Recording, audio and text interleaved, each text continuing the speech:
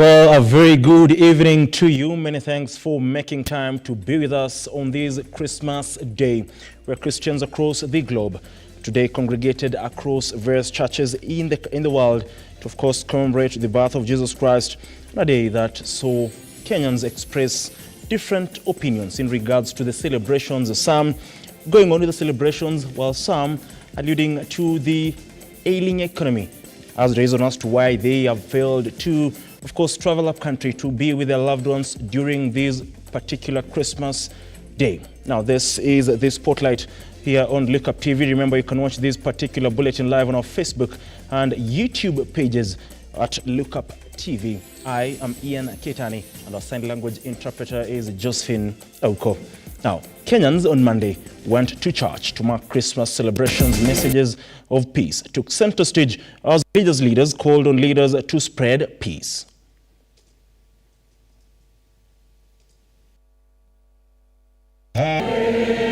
In the spirit of Christmas, Kenyans across the nation gathered in churches today to celebrate the joyous occasion.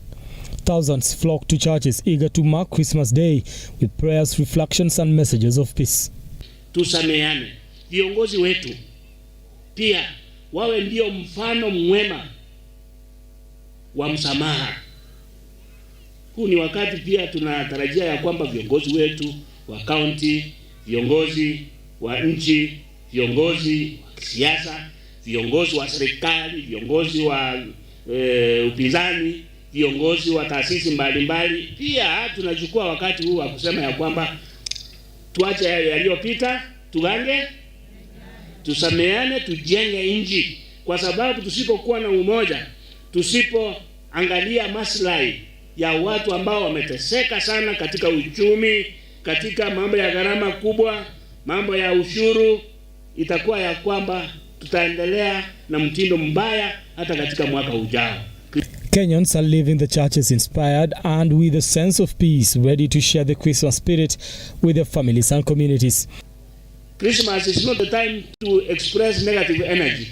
It's the time to let go negative energy so that we are able to live another life of forgiveness.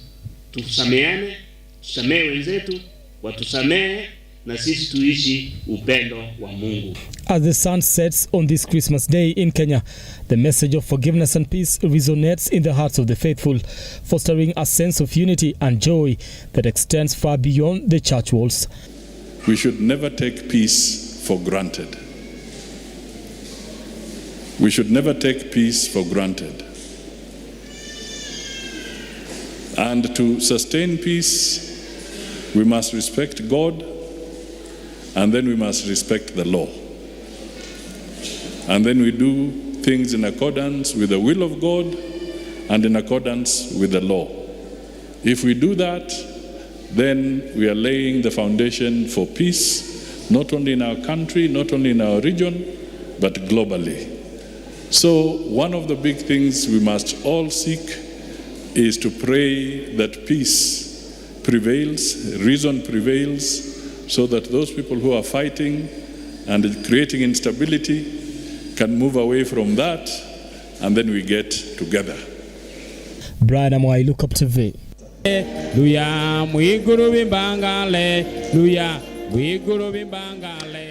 Well, thousands of Kenyans across the country marked Christmas in different ways and forms. In Nairobi, hundreds flocked to Uhuru Park, a favorite Christmas hangout destination for many Nairobi residents, a place where they normally rest and unwind in the park with their families on such holidays. Ebi Kadenyi now reports. Police officers have been distributed in every part of Nairobi city to ensure the safety of the people who come to enjoy the Christmas celebrations. Many Kenyans joined together to celebrate this Christmas season despite the increasing cost of living. We joined up with Kenyans who went to celebrate this celebration at Uhuru Park, and they tell us the following about this year's Christmas. Kwa poa sana, naona watu wamejaa and then security iko sawa. Tunashukuru. Na tunaona pia wamebadilisha huko ndani iko sawa. Pia tunashukuru. We hope the better huko ndani yote zifanyike sawa. One resident tells us that this celebration compared to previous years is different due to changes in the economic situation and hopes that President William Ruto will work on reducing it. Tunafan ingali this year watu ni kidogo si venye wanakuanga hizo years zingine. And in Kajiado County, the residents of the area continue with their celebrations while many businessmen close their shops while complaining that businesses are not going on well. Biashara saa hii mahali tunaelekea biashara iko chini sana. Na tuko chini kibiashara. As Christmas celebrations kickstart off today, Kenyans have turned up in big numbers to celebrate this day despite the tough economic times. Ebi Kadenyi, Lookuptv, Nairobi. Thank you very much, Ebi Kadenyi, for that particular story. Now, traders and business people today were hoping to make a kill, but due to the tough economic times, that failed to be the case. Now, matatu operators were forced to reduce bus fare to attract customers as the number of people traveling was low.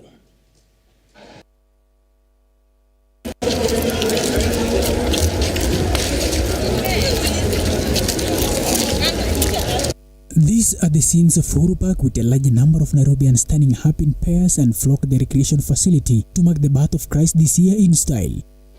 Kwa majina naitwa Joyce. Nafanya hii kazi ya hoka, lakini hii mwaka hii kazi imekuwa mbaya sana. Hakuna pesa. Sasa sijui kutakuaje. Vile hii mwaka hakuna pesa, tumekosa pesa, hata tujui tutatoa wapi pesa ya school fees.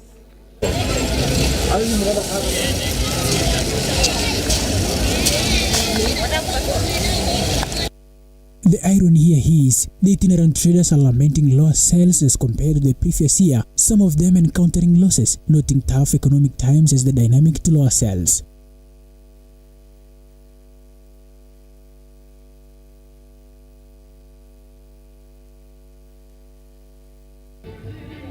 Watu walipungua, ni kama watu raundi hii wamesafiri sana. Fare tuseme imepanda kidogo kulingana na mafuta, lakini pia sisi wenyewe tunaelewa kwa sababu lazima tufike makwetu, tunapenda makwetu.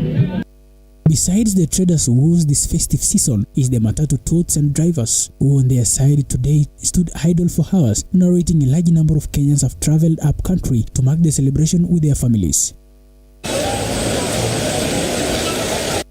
According to the drivers, the hiked fare price is as a result of high fuel prices and high transport demand a day before today.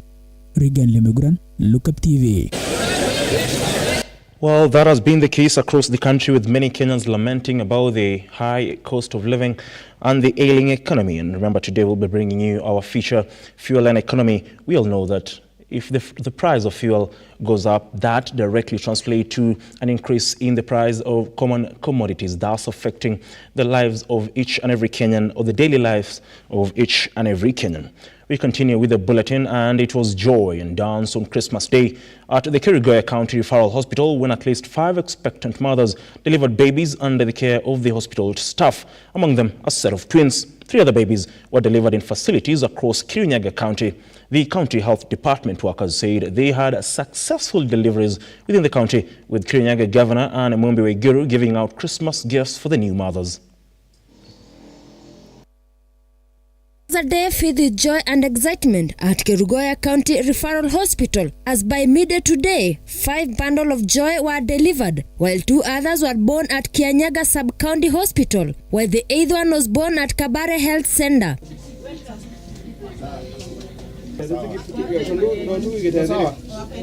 Nyaga, a nurse at Kerugoya Hospital, who handed over the gift together with other health officials, said that about 150 mothers were targeted in the initiative. Na leo kama siku ya sikukuu Christmas, tumekuja kwa hospitali on behalf of our governor and Mwembe Waiguru.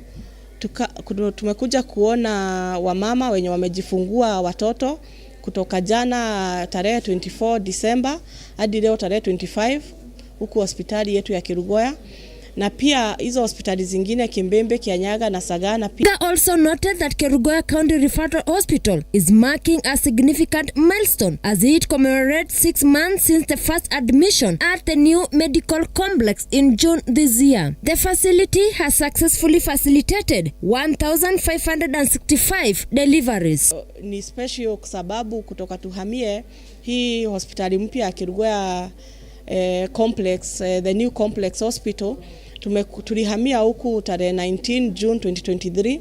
Kwa hivyo leo pia tuna celebrate miezi 6 kutoka tukuje kwa hii hospitali mpya, na tumeona kutoka hiyo tarehe tumepata wale watu wamejifungua watoto katika Kerugoya complex. Sasa ni watu 1565.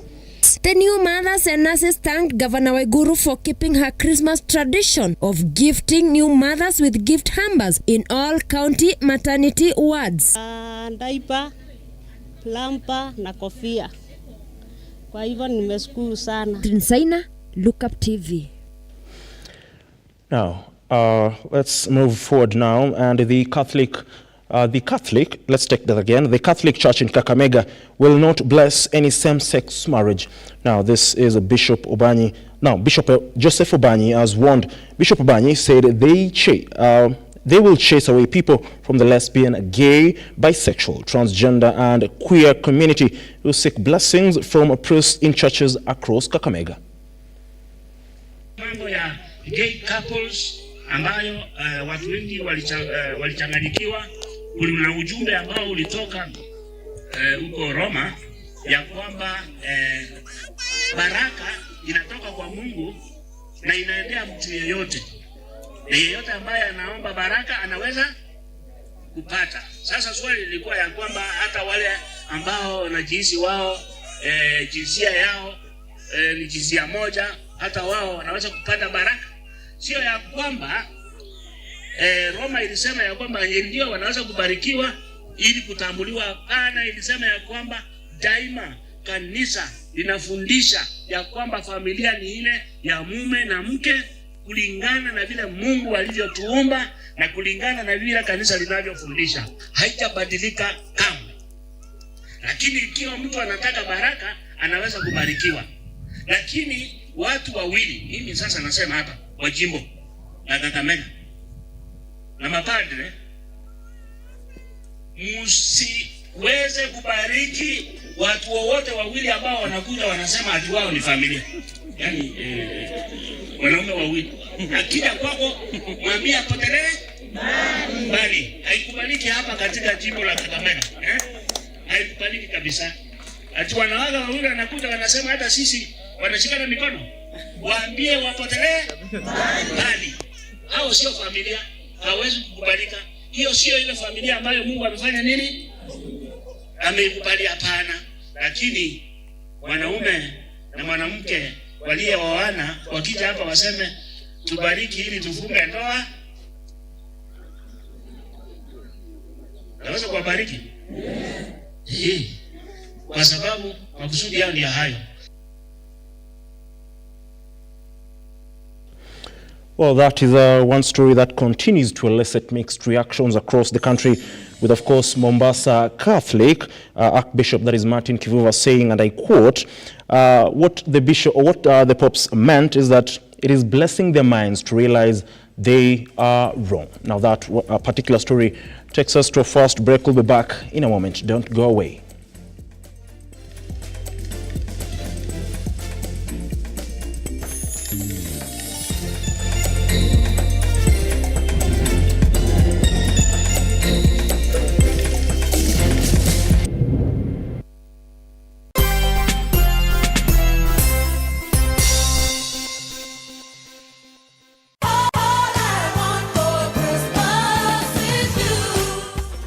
Msimu huu wa Krismasi, mambo ni mega. Sherehekea Krismasi na Lotto Wins.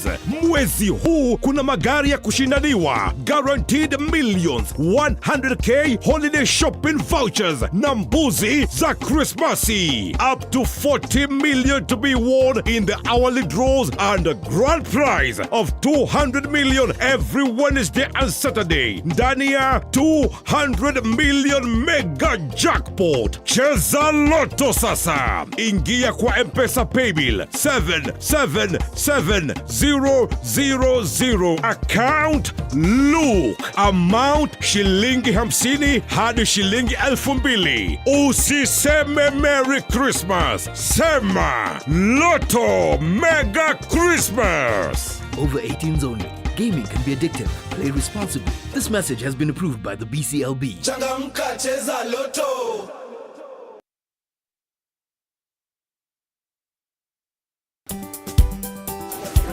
Next time, panga live.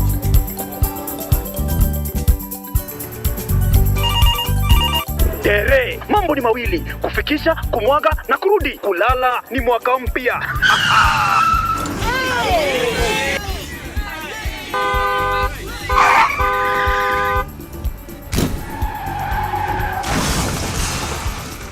Muka we mse. Nini mbaya? Wewe kwani wani vile dereva anaendesha gari vibaya, lazima tususe. Anaendesha gari na kwa simu the whole time, hata angalia barabara. Tusimame. Wewe dereva wewe, mwaka iliyopita peke yake watu zaidi ya 3000 walipoteza maisha yao barabarani kwa sababu ya tabia kama hizo. Hautatuangamiza tukiona. Naomba msamaha, nitampeleka vizuri. Si wameomba msamaha. Sasa tuende tusafiri kwa mwendo wa aste. Dere Smart hufikisha abiria salama. Ujumbe huu umeletwa kwako na NTSA kwa ushirikiano na European Union.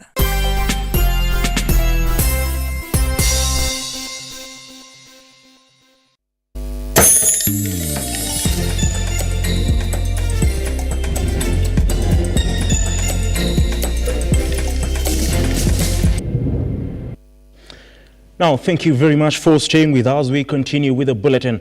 And Azimio Moja leader Raila Odinga now calls for more consultation as the only way to deal with Kenya's economic challenges, while decrying the hard economic times that has persisted in the country. Mr. Odinga stated that Kenya is in the current situation because President William Ruto's Kenya Kwanza administration has a deficit of technocrats in the sector of economics. He says, therefore, that as Kenyans prepare to usher in the new year 2024, amid the economic challenges, there is a need for unity among Kenyan people, reiterating that opportunities should be created for more consultations.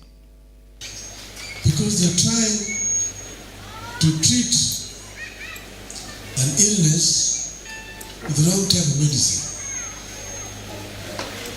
They're hoping that if you increase more taxes, you'll be able to resolve the problem of liquidity. But we're just taxing from the same pool. We're taxing ourselves. I've never resolved a problem like to the woman was telling you.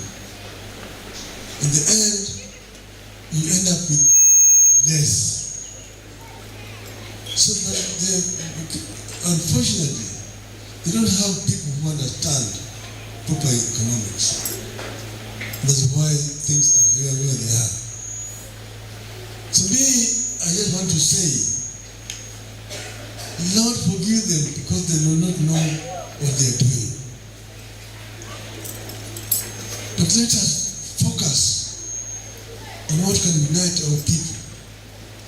How can we bring our people together? This is the most important thing. In the new year, we want people to be more united than they were in this last year we finished.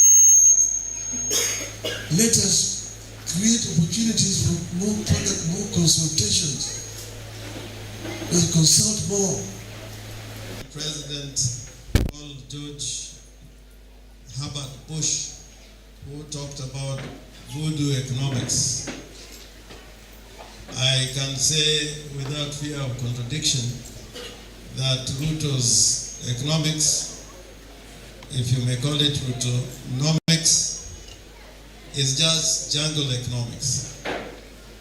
And the reason why I'm saying this, and Kenyans, sometimes when we make decisions and we're crying about the economy, we should look at the neighborhood and what our neighbors are doing. Now, as the year comes to an end, we travel the journey of the rising cost of fuel and how the fluctuations of this precious commodity has affected the country. In this special feature, Fuel and the Economy, our reporter Ruga Eval draws lessons as back as 5 years of how Kenyans have endured the high cost of living due to the ever-rising cost of fuel and what the future holds. A flashback.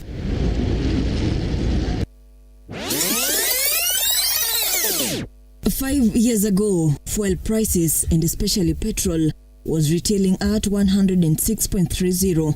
By then, dear viewer, complaints and grievances against the fuel price were still at their peak, as well as high cost of living complaints. Today, the fueling price is rated up to 100%.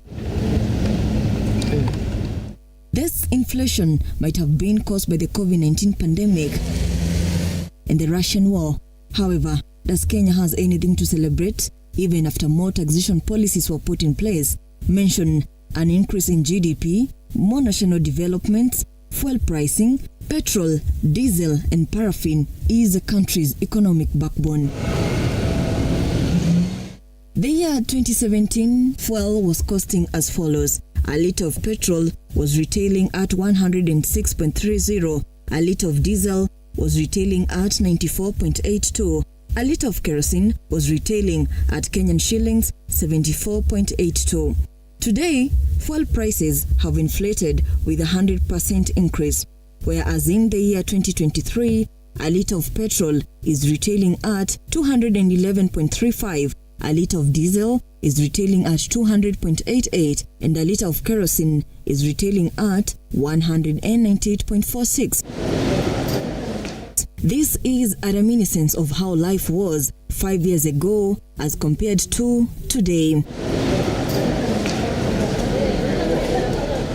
More than 1.074 billion liters of fuel are used every day in Kenya, while about 830,000 Kenyans use public vehicles a day. Ever wondered who comes up with transportation policies? Who decides the standard minimum transport? Mimi nataka niwaambie hii mafuta inaongezwa usiku na mchana. Mimi nataka niwaeleze ya kwamba these people don't understand the damage they are doing to the people and the economy of Kenya. Kwa hii taxes wanaongeza usiku na mchana. Na mimi nataka niwaulize watu wa hapa Manga, tafadhali, mkiona tumesimama hapa mbele yenu, tunawaambia ya kwamba tutengeneze hiyo serikali inakuja ambayo inaelewa lugha ya mwananchi wa kawaida. As the cost of living continues to burden Kenyans every rising day, a number of Kenyans have lost confidence in the RUTO's regime. Turn up. Nataka nipeleke Mwihoko Mwihoko hapo itakuwa ni so tatu. So tatu hapo. Unajua saa mafuta imeongezwa bei. Meet Dominic Nderito, a bodaboda rider from Wendani, Kiambu County. Ngumu kwa sababu hata wakati ule hata kazi yenyewe kwenye ilikuwaga kulikuwa wateja wengi. Sasa hii hata wateja wenyewe hawana hiyo bei. Unaona? So sasa hii una survive na Kenya unapata. Una survive na Kenya unapata. Lakini bado una survive tu kwa sababu lazima kuna wavi wataenda hata kani wachache wako tu. Lakini sasa hii 217 ukiweka lita moja ya 217 sikudanganyi. Hapo unadhokoma kaa punch. Unaweka punch tu na ile mafuta. Unaweka mafuta nyingine.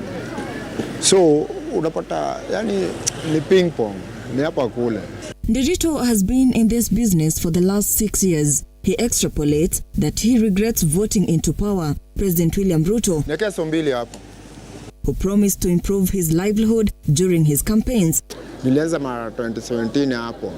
Na ni vile tu sijaona kitu kingine. Tena masomo hapo, kwa masomo sina mapepa, so siwezi enda kusaka job kama una mapepa, unajua.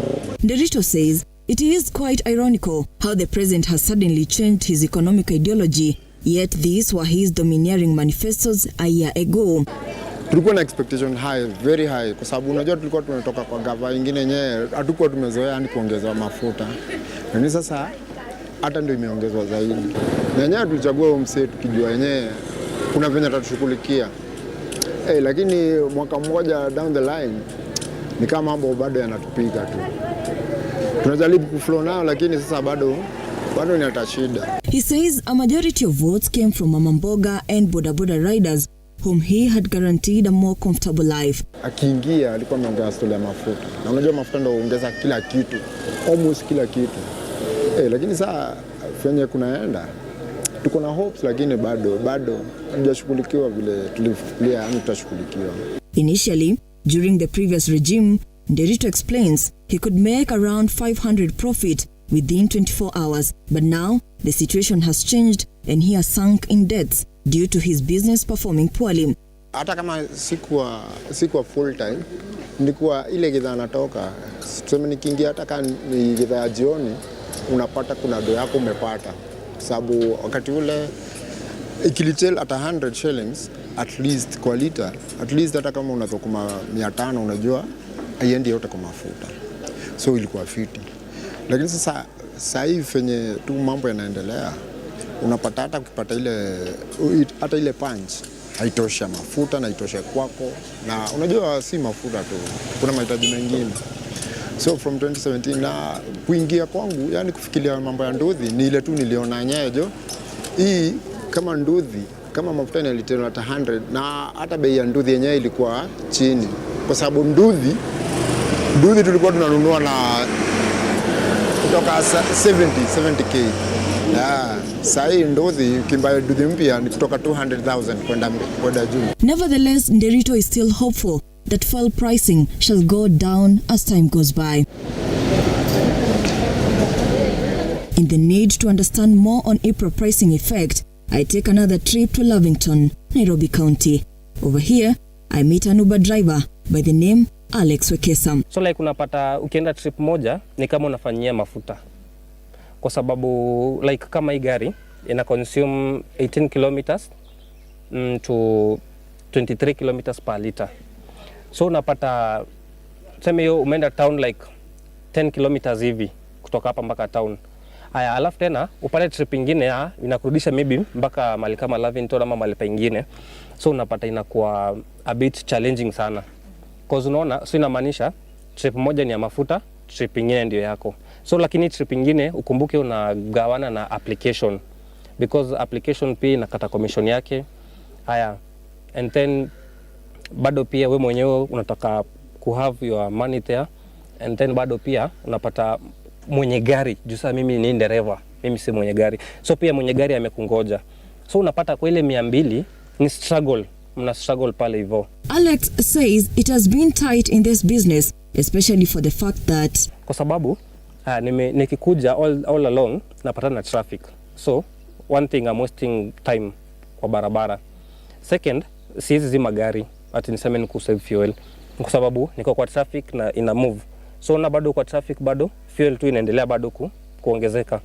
But tunapata ile mapato yenye napata ama ile pesa yenye customer talipa inakuwa ni ile bado hai change. So like unapata kwa hizo applications tumewekewa ile base fare. So kuna ile minimum alafu sasa ikiendelea hivyo. But unapata ndio kuongezee utakuwa umeitana sana. He argues online transport policies requires a review. For instance, every time there is traffic, he uses more fuel, which is a loss in comparison to the passengers transport. But the applications zime maintain ile bei ya kitambo. Ile bei yenye mafuta ilikuwa 100 bob ndo ame maintain bado. What does a company for example 20% of the amount you have make. So 20%, that means if you have make 100 shillings, so 80 shillings is yours, 20 shillings is nyao. Online transport companies, namely Uber and Bolt, are yet to review transport pricing, which Alex terms as a big shortcoming in this business. Additionally, Wekesa continues to say that the company's policies are a challenge and often puts them at risk of losing their daily customers. What it should be taken, it's like wao ndio wanafaa watu nini upande yetu, because what they do, you know, them they are into business and they earn through the commission which we pay. So but if we tukipeleka ile malalamishi yetu pale hivyo tuambie hapana hapa kuko hivi na hivi na hivi, they block you. The driver nevertheless maintains, in order to rectify the current situation, the Kenyan government must lower the fuel prices. First ni mafuta ishukishwe bei, kwa sababu mafuta unajua ndio ina drive the economy. Everything ina run through fuel. And hata upande wa logistics, if watu wajajua, logistics is the main sector which ina run the economy, because ndio hiyo unga itoke mali iko ifike mali, tuseme itoke Mombasa ifike mpaka Kisumu, ni transport inatumika hapo hivyo. So unaona fuel price ikiwa juu, so inamaanisha aje?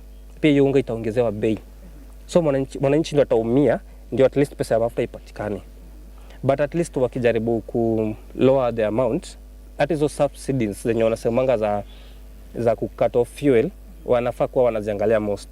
But si wanatuambia ati tumeangusha price ya fuel, and then unapata ukienda kwa petrol station ukijua wameangusha price, unapata like it was 217, ukiamka asubuhi ni 216. IPRA says the government-to-government G2G program has saved the country from the high prices of fuel.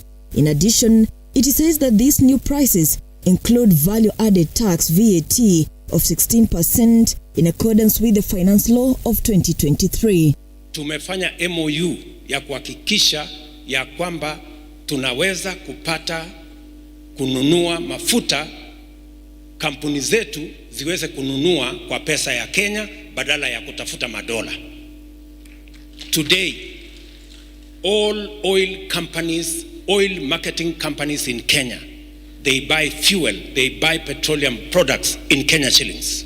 Ile transaction tumefanya na Saudia na UAE, leo watu ya Uganda, watu ya Tanzania, watu wa Rwanda ndio wanaenda kutafuta ile sisi tayari tuko naye. Ruga Ivan, Lookuptv.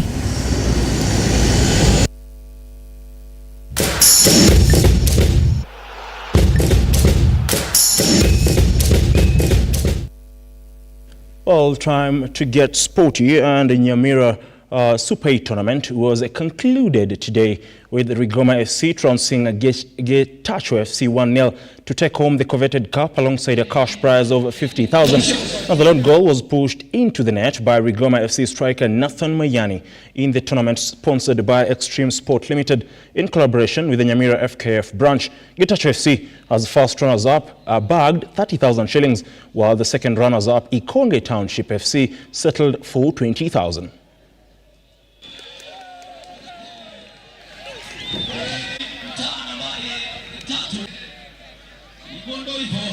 This is just the start, and as you can see, people are so happy. People are feeling the extravaganza, and we promise them that this is just the beginning. We'll have a series of these events going forward. At least to have these every annually, we'll be having the Nyamira Super tournament. The government has emphasized on the need to support talent and skills in sports and creative arts. Prime CS Musalia Mudavadi has affirmed the government's commitment to support the youth, nurture and grow their talents across the country. He also highlighted the benefits of monetizing talent and creative works as a means of empowering the youth, job creation and contributing to economic growth. Kwa heshima ya Prime Minister Kenya Musalia Mudavadi, naomba tusimame wote hapa tuli kumtafuta bondia. Bondia anapokonywa lakini bado piga potelea pote hapa hivi. Bado wanabisha. Tuliza tuli hapa hivi.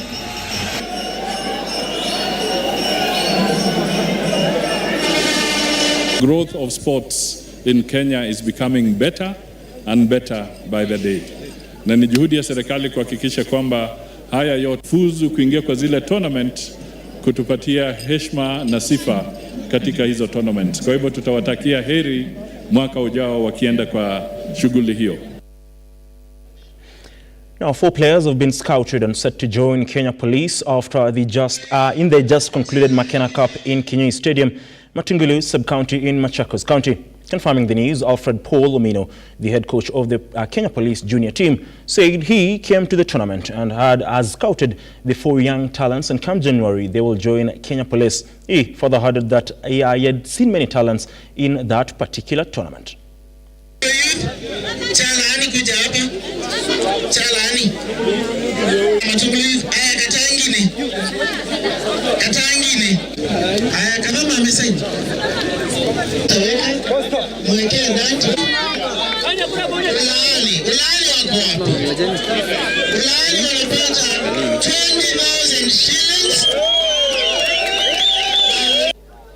Kuna vijana 4 wamechukuliwa police youth, wanaenda trials, and that is a plus to Makena tournament. So this is the 6th edition. We hope next time itakuwa better.